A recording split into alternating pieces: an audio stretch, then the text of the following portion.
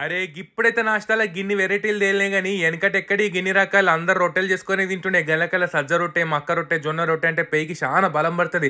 చేసుడు కూడా జర పని పడతది గానీ, టేస్ట్ అయితే మంచిగుంటదన్నట్టు పెయికైతే బగ్గంటే బగ్గ బలం. గియాలైతే మా అమ్మ మీ అందరి కోసం మల్టీగ్రెయిన్ రొట్టె చేసి చూపిస్తంటే పాండ్రి. మీకు ఆల్రెడీ ఇంకొక వీడియోలో చూపించినా కదా! మంచిగా అన్ని రకాల మిల్లెట్స్ ఉంటాయి కదా! సజ్జలు, జొన్నలు, రాగులు గివన్నీ ఒక్కసారి కడిగి ఆరబెట్టేసుకొని గిర్నీకి పట్టించుకున్నారనుకోరి గిట్ల పొడెళ్తది. మన జావా, రొట్టె, ఉప్మా, గట్క ఏమన్నా చేసుకోవచ్చు అన్నట్టు. ఒక్క గిలాస నీళ్ళు మరిగిచ్చి, ఒక్క గిలాస పిండేసేసి, మొత్తం అంతా ఉప్పేసేసుకొని మంచిగా ఉప్పుకోవాలి పొయ్యి మీద.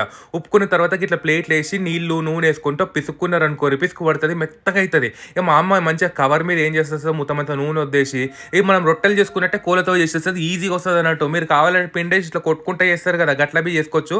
ఇదైతే సన్నగంటే సన్నగొస్తది. మంచిగా మందమున్న పెంక మీద గిట్ల కాల్చుకున్నారనుకోర్రి, మల్టీగ్రెయిన్ రొట్టెలు రెడీ.